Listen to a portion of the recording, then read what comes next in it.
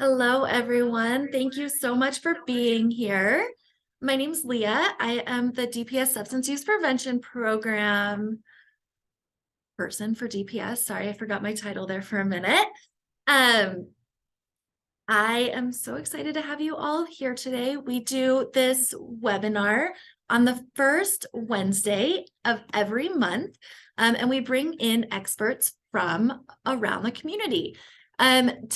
Today, I am so excited to present to you all our partners over at Rise Above Colorado. So first of all, we have Jenna Garrow. Jenna is the Director of Prevention Education with Rise Above. And then also Jonathan Judge, who is the Director of Media and Campaigns with Rise Above. Thank you both for being here.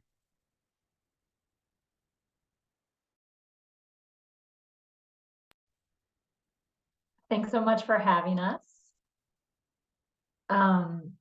We're excited to be here. Jonathan, do you want to pull up our presentation or share a little bit more about yourself and your role as we get started?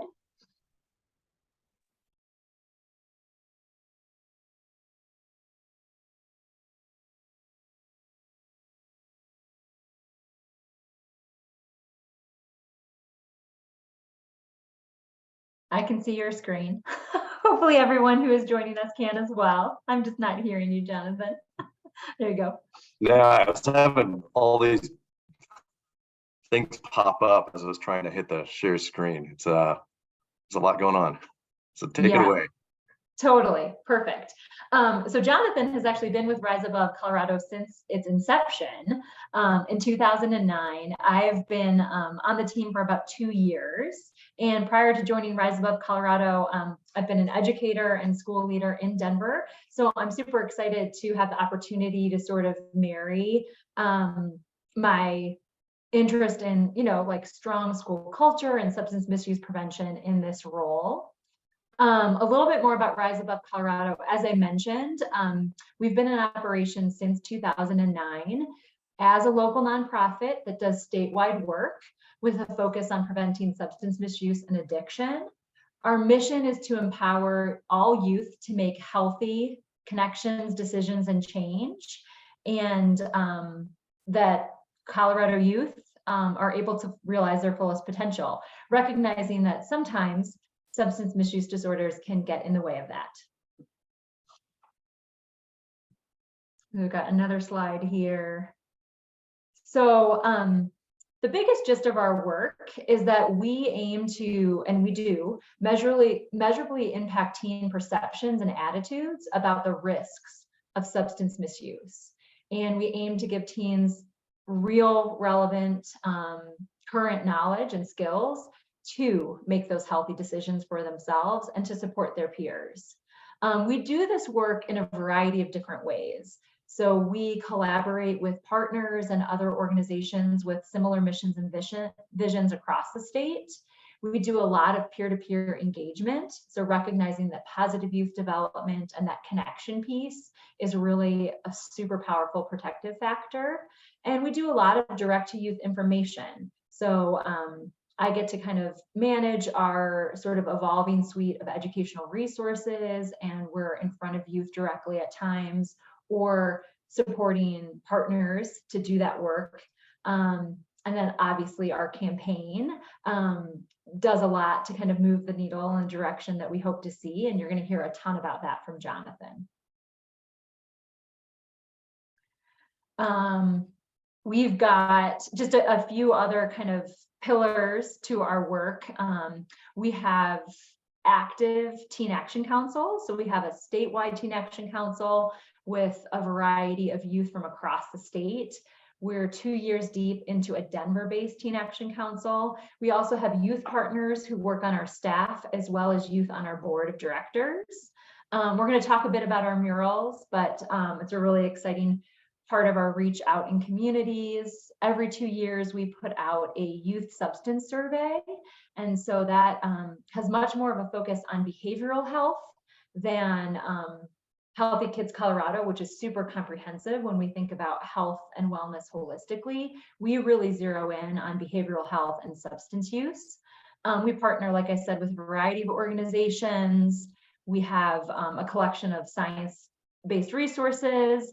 And then we're super excited to share primarily with you about our positive community norming work.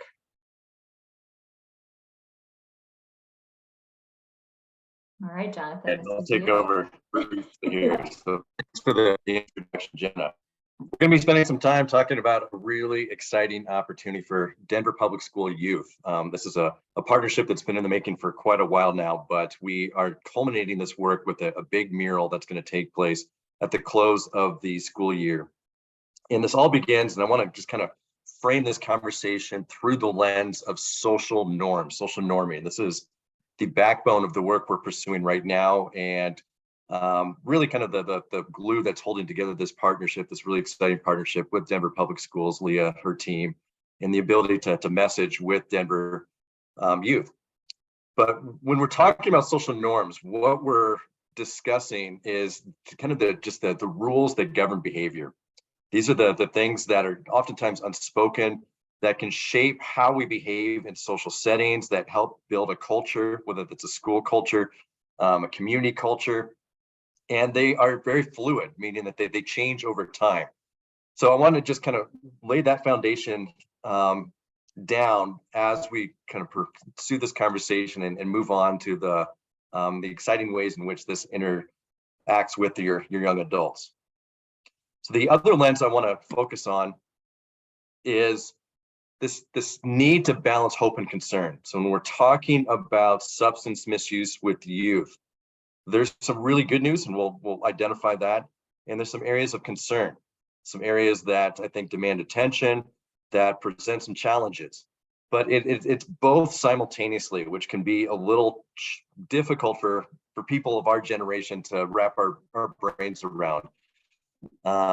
Personally speaking, I grew up in the DARE era where it was all doom and gloom. It was simultaneously drugs are going to, immediately bring on an overdose. And while that is sometimes true, some of that gets overhyped. And when your typical 14, 15-year-old sees some of that messaging, it just doesn't have the same impact as a fact-based messaging that presents some skill building, that can tap into their creativity, who they are, their hopes, their goals, and presents a clear picture about where they fit into, again, that culture, where they fit into a sense of belonging, the things that tie them to one another, tie them to their future aspirations. So we really, through our messaging, our work, try to balance those two things: who they are as individuals, what they can contribute, how they can give back to others, the role that they play within this life during a really kind of challenging time, while simultaneously presenting information, credible information about the harms that drugs,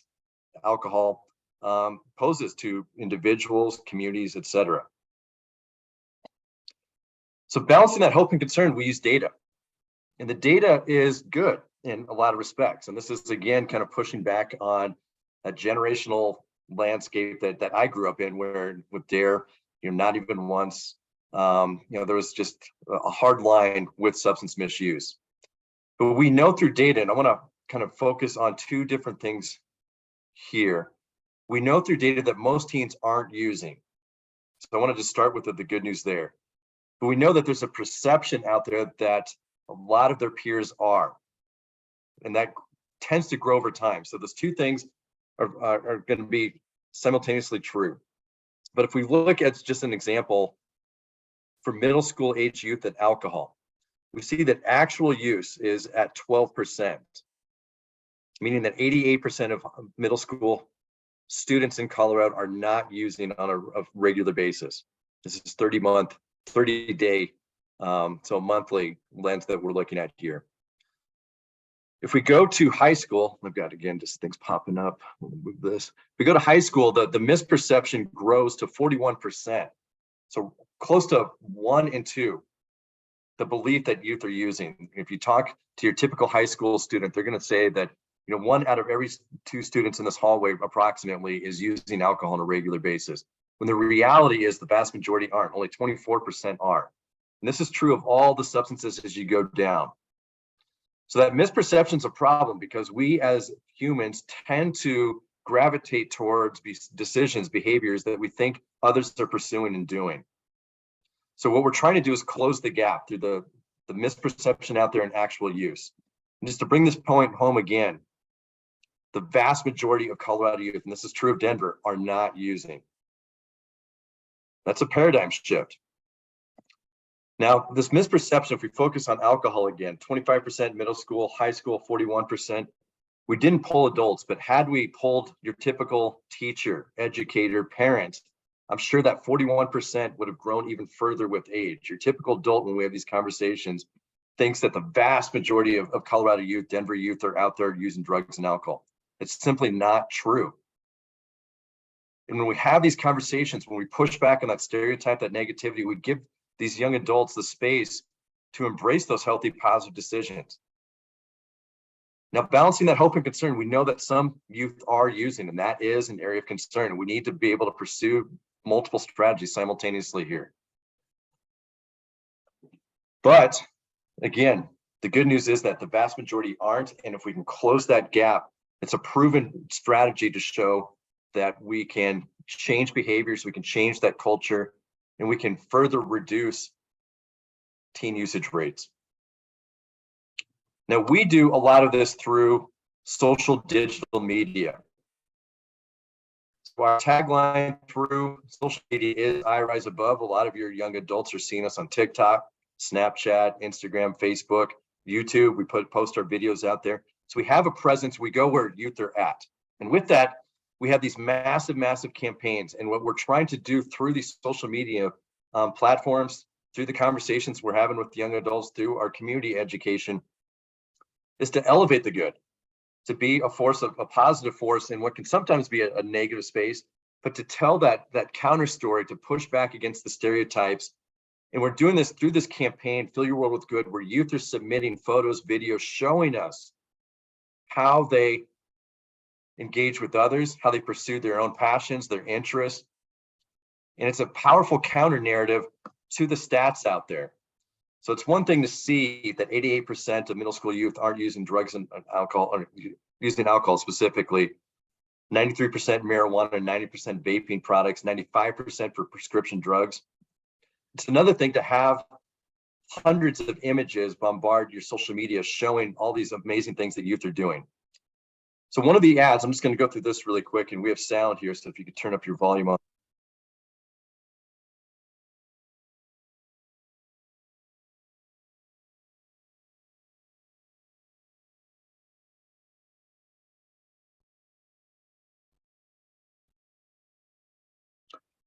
And as a mass media campaign, we had close to 30 million views of ads like this on Snapchat, TikTok, and Instagram. So they're seeing this en masse, and it's all about dosage. They need to see this with some repetition. We're borrowing from the playbook of Coca-Cola, the movies that advertise, where repetition matters.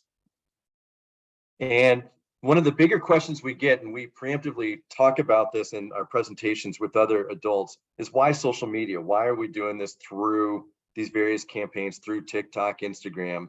And the bottom line is that we know teens are there. But there's some other kind of findings that I think are just as equally important, relevant to that conversation. So I've got a quick true false for you here. This is based on Pew Research. But do 4 out of 5 teenagers think social media has a net positive impact on their lives? This is true. So whether or not that is actually the case is up for debate. And there's some strong research going in both directions here. It's something that we're diving into continuously. But the bottom line is that teens themselves believe that social media has a net positive impact on their lives. And again, but going by the numbers, we know that they're there en masse.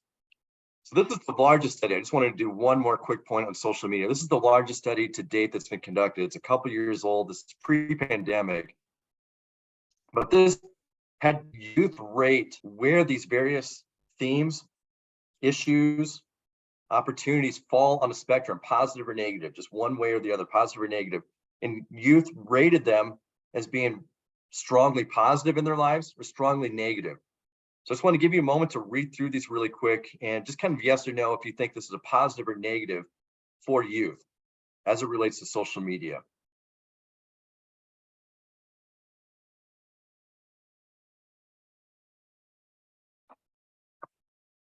Some of this was counterintuitive to me, but as youth rated this, at the very, very top, self-expression, they think social media has a really positive impact on their ability to express themselves. Whereas on the counter end, and this one I think is probably not a surprise to most people, sleep, the quality and the amount, social media has a very negative impact here.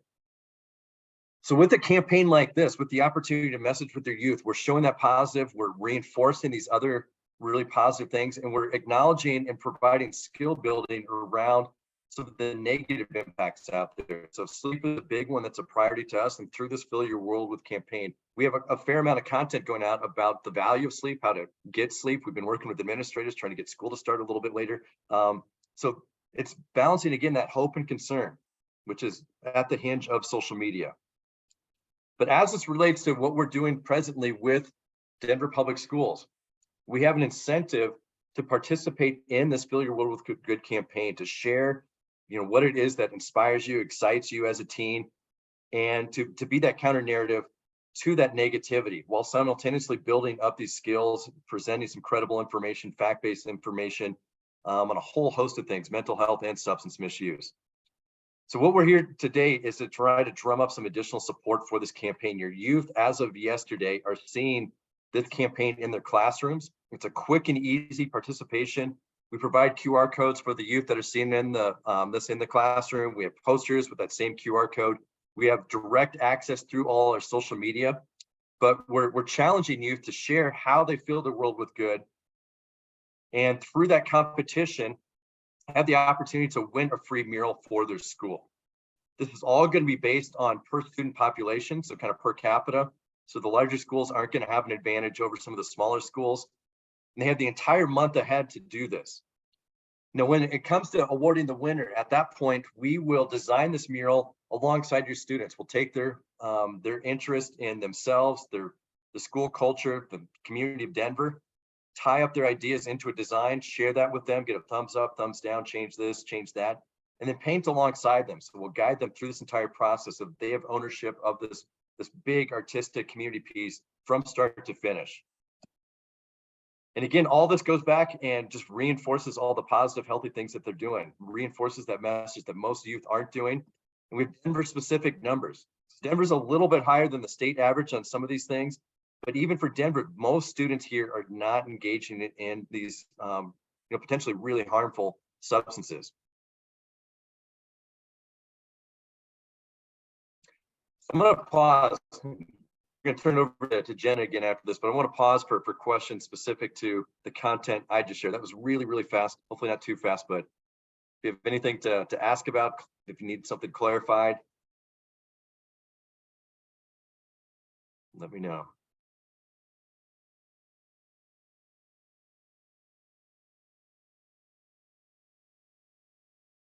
You'll have an opportunity to let this sink in, and we can circle back at the end for additional questions. And I do just want to put, because this is a webinar, people can't unmute. However, if anyone wants to unmute instead of typing their question in the Q&A, please feel free to just raise your hand and I can unmute you. Thanks, Leah.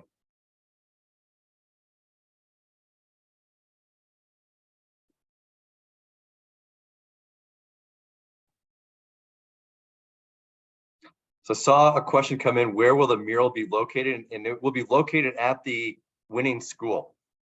So for every school, one of the things that we kind of set down as a parameter for the project is just having a wall space.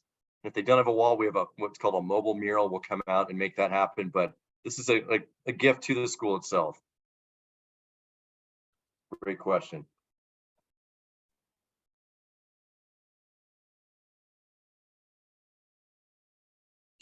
All right, we'll come back if you have further questions, but I'm going to turn things back over to Jenna really quick. Thank you, Jonathan. So I'm excited to share just some of our recent findings with you all, as well as how that intersects with some of Rise Above Colorado's work with a couple of key kind of partners around the state. So I think it's relevant and important to share, to touch back on this Rise Above Colorado Youth Survey. So again, it is something that Rise Above Colorado puts out every 2 years. We actually do this opposite or adjacent to the Healthy Kids Colorado survey, which is administered randomly across schools in Colorado in the fall of even-numbered years. We put our Rise Above Colorado youth survey out in the spring of even-numbered years. So we recently, in the spring of 2022, surveyed youth randomly, kind of matches Colorado census data. And so we get a variety of really rich responses from youth who are aged 12 to 17. Okay. And some of these findings is about a variety of things. Recent actual use, perceived use. We ask questions about mental health, sort of health at home. And there were some really interesting things that our 2022 Rise Above Colorado Youth Survey showed. I'm just going to pull out a few that are most relevant to kind of this parent, guardian, and family component. And I will at the end direct you to where you could find all of our findings on our website. So one of the things that we've noted is that in time, it sort of seems like education and awareness at schools across Colorado is trending down, okay? And potentially for a variety of reasons, right? We all recognize that our young people have lived kind of through and are still living through, COVID and this pandemic, and that potentially wall space and things like that were kind of more focused on COVID protocols and masking and social distancing than potentially some just general awareness. But we do see, if we look, and I apologize for the size of this graphic, that again, we asked this question on our survey and have for a number of years, that they are sort of not seeing as much information or talking about this prevention and kind of risks of using particular substances in schools, okay? In 2022, we asked for the very first time, have you seen any information at your school or community talking about the risk of counterfeit pills? So pre sort of fentanyl, this was not a question that was present. One thing I think that is important to note, okay, is that 53% of the youth surveyed have seen or heard about the risks of counterfeit pills at school. So there's hope within that response. And there's also concern, as that means that 47% of youth, almost half, have not. So just a general trend here is we're kind of seeing a little bit less sort of general awareness across schools in Colorado and likely Denver. We can go ahead and switch to the next slide. Another thing that we ask youth about is, whether or not discussions are happening at home, okay? And so the question is, have you ever talked to your parents about blank substance? So you see alcohol, marijuana, vaping, prescription drugs, and counterfeit pills, okay? Kind of notice just some different trends every few years, okay? But again, alcohol seems to be holding somewhat steady. Marijuana has declined, okay, over the past previous sets of years. Vaping somewhat steady, but down a bit from 2020. Prescription drugs also trending down.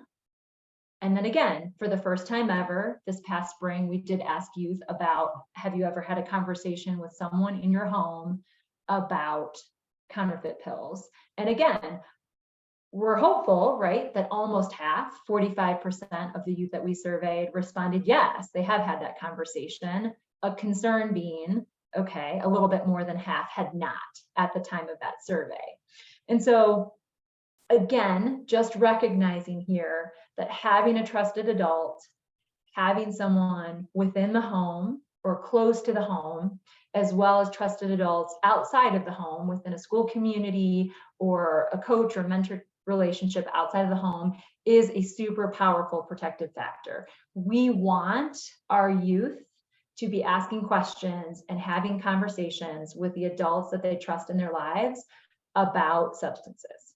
Okay, so this is just something I think to share, that we see some things kind of holding steady, but unfortunately some trends down in terms of potentially time spent just visually awareness with risks of substance misuse, as well as conversations at home, for the most part trending down slightly. Go ahead, Jonathan.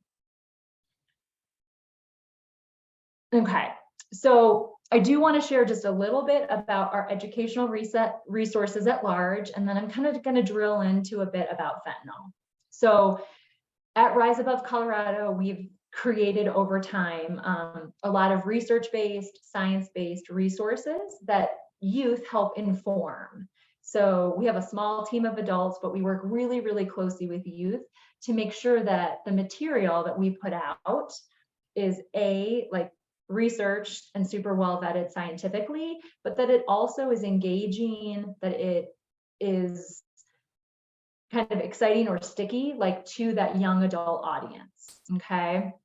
And so we're really excited that in 2022, we have reached, almost 17,500 youth, kind of in person or through an online resource. Our two biggest ones to date are Not Prescribed, which is all about the science and stories of prescription drug misuse. Okay, that accounted for about 15,000 of those touch points. And it's kind of our biggest, sort of like most requested and most frequently accessed resource. Closing the Gap, which is really all about what Jonathan has talked about. It's about working with young people, primarily middle school and high school youth, to understand that our perceptions and our attitudes 100% inform our behaviors. And if we can have a real, like, healthy process to, examine, question, and interpret the information around us in a really balanced and open-minded way, we are more likely to make safe, empowered decisions for ourselves and to support others. And so Closing the Gap is not substance specific, but we explore our youth survey data and we talk about a variety of substances: alcohol, marijuana, vaping, and other substances. And it really is exactly about what Jonathan talked about, working to kind of close that gap in misperception and elevating the positive. Okay. One thing that I love about my work is that I have the opportunity to go in and directly facilitate these resources some of the time, but really what we do a lot of is training and developing youth themselves to be able to facilitate these resources to their peers or other adults who partner with youth across the state. So we're always eager to kind of spread reach, and all of our educational resources are free and they are available on our website. So as a parent, as a family member, as a coach, as an interested teen, you can access these for free and kind of go through the resources and their facilitator guide. You don't need specific training in public health or prevention sciences in order to feel like you can interact with the material. Fentanyl has been top of mind for everyone, or lots and lots of people, whether you kind of work in this prevention space, whether you're a parent or a young person. And so we at Rise Above Colorado have also dedicated a lot of time and energy to understanding this really unfortunate and concerning growing risk for young people and adults, and really trying to think about how we can preserve kind of what we know to be really effective, which is balancing hope and concern. Transparently, it's pretty difficult to talk about the dangers of fentanyl without sort of stretching kind of this concern.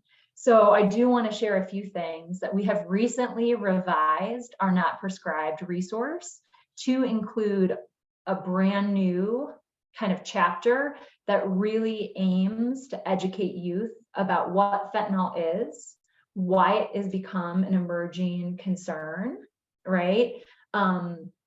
Why illegal drug traffickers would put fentanyl into a product, right? What to look out for, how to spot fentanyl or opioid related overdose, right? Some ways to potentially respond and prevent that, as well as just provide a space for it to be talked about. Okay, so at Rise Above Colorado, we kind of have a fentanyl specific resource within Not Prescribed that you as parents or guardians or interested community members can have access to. And we are super excited that more youth and schools are kind of engaging in Not Prescribed, I think is a direct result of this new content. I do want to share two other things that we are kind of a part of and we feel very honored to be a part of. If you live in the Denver metro area, you will likely start seeing as soon as tomorrow or now, some information about kind of fentanyl awareness and kind of a response to that. So there is a new campaign, kind of what's our plan? And there is a component of that campaign that is focused on kind of supports for parents, guardians, and interested caretakers, okay? That is something that we are a small part of helping to kind of inform, okay? And that will be kind of running, kind of focused in the Denver area over the next several months. Rise Above Colorado is also working to help inform a statewide campaign with a target demographic for kind of youth aged 12 through 18 coming out of the Attorney General's office. So as early as this summer, kind of summer of 2023, there will be kind of a statewide fentanyl awareness and prevention campaign targeting young people in Colorado. And we play a small role in helping to kind of inform the works of those, of both campaigns. So be on the lookout for information about how, as a parent or guardian, you can kind of be most informed, feel empowered and confident in how to talk about fentanyl or other substance prevention, kind of with your young people at home. Go ahead, Jonathan. Okay, so as I've mentioned, we do have these resources, so Not Prescribed, Closing the Gap, and more, kind of on our website. And this first link is kind of to our general website. It is a link that is meant kind of for all audiences, whether you are an adult, a young person, a community partner, okay, all kinds of information. On this website, you can find links to our Rise Above Colorado Youth Survey, and you can take a look at the full survey findings for 2022. You can find kind of the elevated things that we have created infographics for, kind of the most top of mind and salient points. You could take a tour and look at all the murals that Rise Above Colorado. There's more than 50 that we have across the state, okay? I'd also like to draw your attention to this next website. This is meant kind of for your teens and for your young adults at home. So this website is kind of comprised of kind of for teens by teens. So we have specific tips on kind of how to rise above perfectionism, anxiety, grief. And these are kind of youth who have created content to help themselves and their peers sort of rise above just the everyday pressure of kind of being a young person growing up in the world today. We also have what I really love, it's called Straight Dope. And these are substance specific pages that have, again, scientific, well-researched information that teens kind of created, a quick one-pager with lots of links. So we've recently added a fentanyl substance page, an alcohol substance page, but there's an existing marijuana, another cannabinoid page, a page about ecstasy, right? All kinds of things. So you can go there and they can kind of, they're already potentially curious about substances. They can read, they can learn more and kind of go into a variety of different directions around that. It also has direct links and access to our campaign, as Jonathan discussed with you all. So it's just kind of neat to maybe spend a bit of time there. Okay. I put a few of the ways in which you can connect with us or follow us on social media. Thank you, Jonathan, for updating that and putting a few of those additional kind of handles in our chat. So that sort of just should hopefully be like a kind of overview, a higher level overview of some of the work that we do every day to more fully realize our mission and vision for your young people. But I would, again, at this point in time, love to open up the floor to questions and answers. Again, this could go back to what Jonathan kind of discussed when he was talking more about our norming efforts and our contest and this specific mini contest that's just started in Denver Public Schools, or any of the content that I've shared.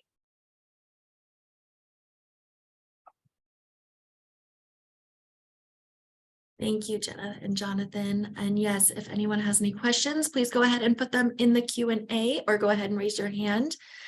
And I just wanted to share out my own personal experience with the website when I first started working in substance use prevention and not feeling like I had all the answers, not that I ever do. Being able to go to your website and find that factual information on the straight dope pages was so helpful. So I really recommend that anybody who is looking for information to log on to the website. Any questions?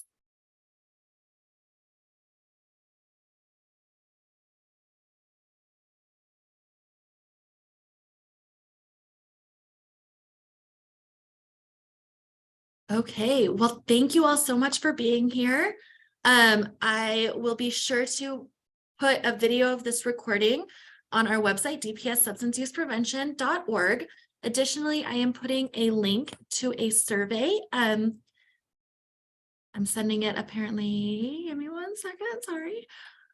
In the chat, if everyone doesn't mind filling that out, just to help us guide our content for our future webinars. And thank you again so much to Jenna and Jonathan for being here.